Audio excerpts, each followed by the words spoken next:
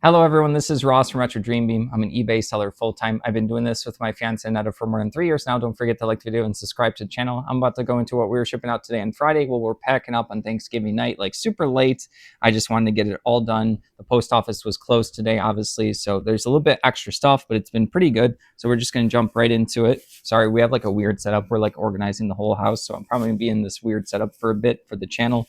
But yeah, first thing is gonna be Arena, the contest. This is like a double-sided board game board. I've never played this particular Arena game. It looks like there's a bunch of 1-inch like gridded squares. It's also two sides. When I get like incomplete board games, I'll think about how I want to part them out. And obviously like the board is something that could break on someone. These are like the old school boards that fold out, and sometimes those things like rip in half. This one for $17.49 plus shipping. Everything's gonna be plus shipping. I don't know more about that game. I haven't played it. All right, next up is going to be Red M&M's playing card deck right here. This is a used one, but they're still in really good shape. It looked like it was only used once or something. I like to pick out different playing card decks. I'll usually buy them kind of like more in bulk unless I find a very specific one, but I try to find the ones that are more interesting. People always like M&Ms. This ended up going for $7. It is used. If it was new, I could probably have gotten more. All right, next up is going to be just a girl who likes anime. It's just going to be a sketchbook right here. This is going to be one of those little sketchbooks where they can just open it up and this person's probably going to draw anime. Maybe it's a gift for someone that likes to draw anime. This ended up going for $9.42. Get a bunch of random books when I buy like specific military and other stuff. I'll run across other random things. All right, next up is going to be War Machine Kador. These are Greylord Turnion units. These are metal, so there was metal, and then they also started doing resin for War Machine and Hordes. This is going to be the Kador faction. I think like they have like the red symbol. They're supposed to be like the Russian faction or something like that. But yeah, this is like a little unit right here. War Machine and Hordes is now acquired by Steamforged Games. I think they started making like a new rule book and started making new products. I'm assuming the old stuff, which is why I've been selling more, is usable with the new stuff. So maybe it's gonna be harder for me to get this stuff at auction now that they've revitalized the game. You could always play it. It was always still like a full-fledged game. Just because something's like not being made by a company doesn't mean that you can't pick up the stuff, which is why I was always buying it and selling it. People like it. It's a war game where it's less expensive because you just have less army size, like Warhammer, Fantasy, and 40K. You kind of need like bigger armies sometimes. But yeah, this ended up going for $15.39.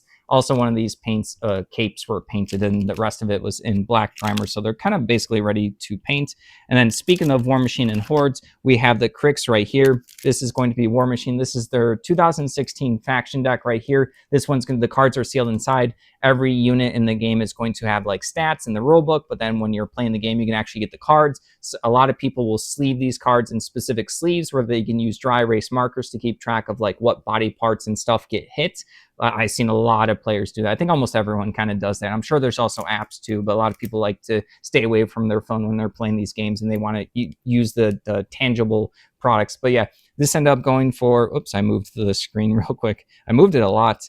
$13.99, so I can tell people have been buying this stuff. I wish I had more of it before they revitalized this game, or a different company bought it and revitalized it. Like I said, I might have a harder time at auction places now, online and in person. All right, I'm still going to keep an eye out and still try. Next up is going to be Cherished Teddies. I talked about this, I think, last on Wednesday. We keep selling a little bit more. Maybe it's for like the holiday decorations. These are going to be 3 little teddy bears. These were like a block series where they had all the alphabet letters. At each teddy bear would hold one. So they bought CHI. That was just like the 3 I had. So I just did it as a little combo order or listing because I didn't see them sell for super a lot individually. I guess they can do like Chicago abbreviated for CHI. But yeah, those end up only selling for $9, so basically 3 a piece. But yeah, I'm happy that the Cherished Teddies are going to a good home. It's not, we did a bulk buy. We did make good money from it, but I don't know if I would do it again. It was just like a lot of work. All right, next up is going to be a lot of 10 Batman DC comics. We got a bunch of these. I actually did a video a long time ago on the channel, like a raw video a long time ago, like different setup and stuff. I think we like put all the stuff on the table. We went through it. And I get a bunch of like kind of like junkier comics, or not junkier, like people are still going to read them, collect them, appreciate them. These were pretty much like brand new. I had a bunch of these, so I made a bunch of different lots together. Then I listed each of them individually, and then I have some extras in case of like lot sell or the individual sells. I can relist them. So I got like basically a whole comic box of these DC Batman Detective Comics. But yeah, this is 622, 620. It's too many. It's a variation of 10 of them in the 600s. I don't want to go through the whole thing. $15 for this.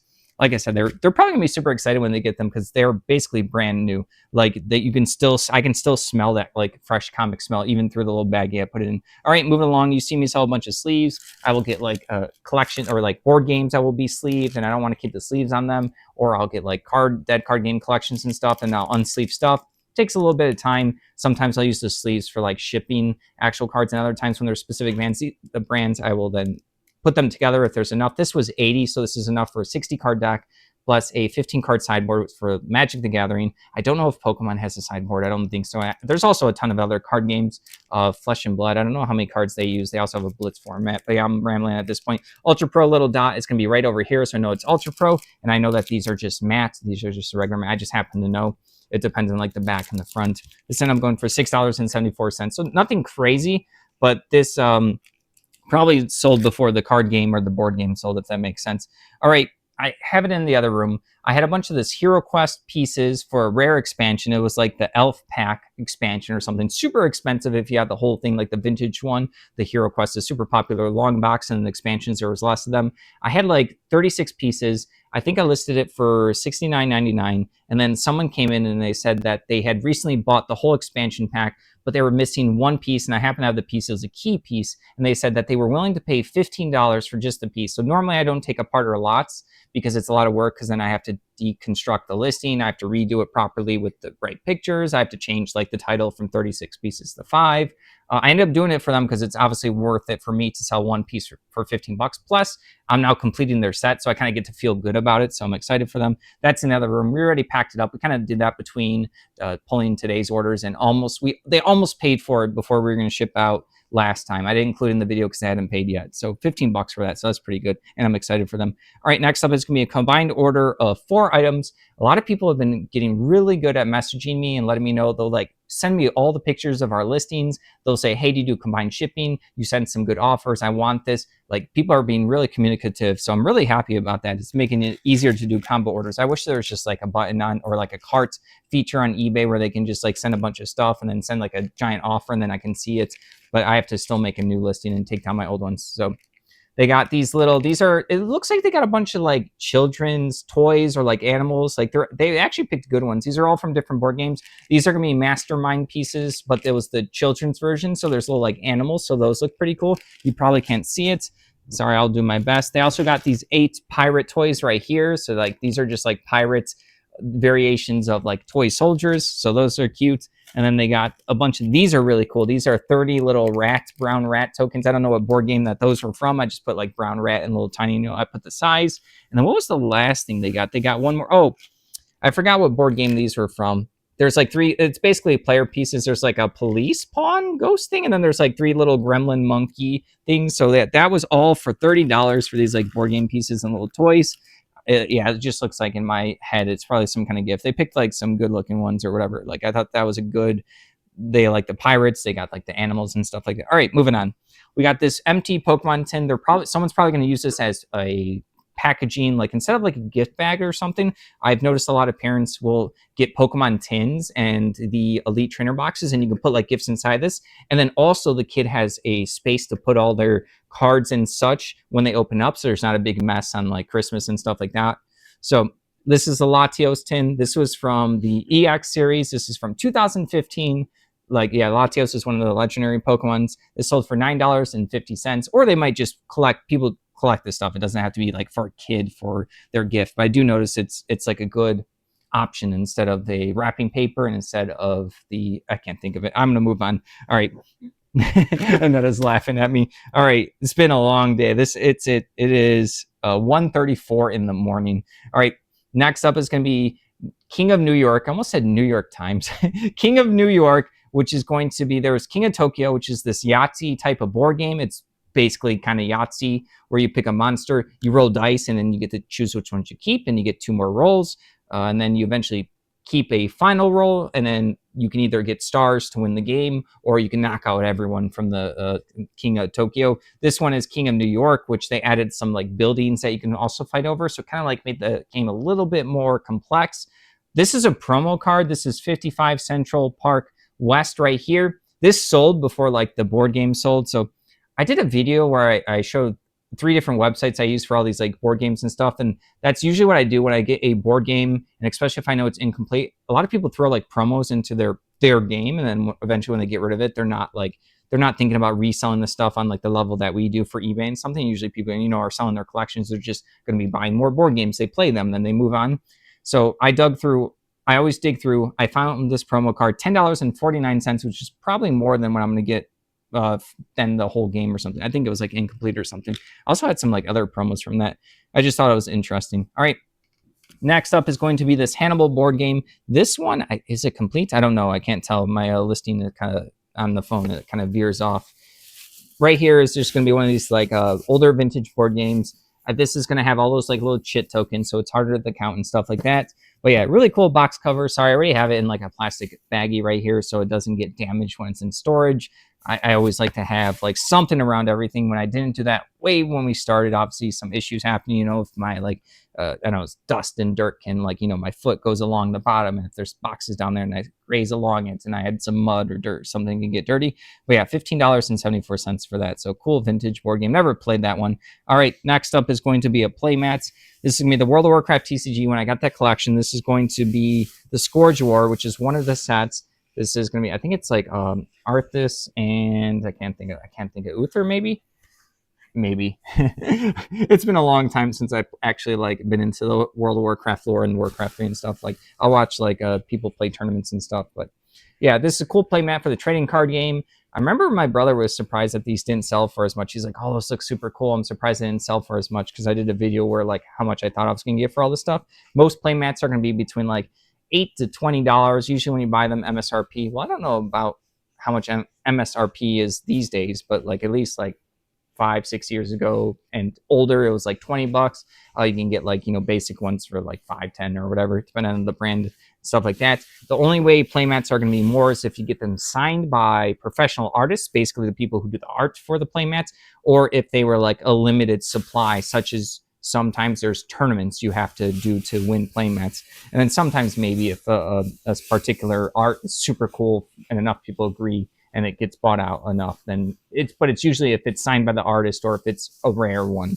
So $8 for that. I still like listing them.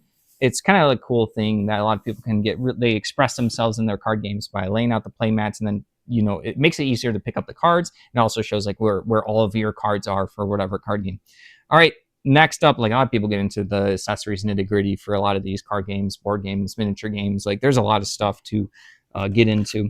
We got a combo order. Also, the person sent me also a message of all the 3 HeroClix they wanted. This is going to be the Street Fighter HeroClix. This is going to be E Honda.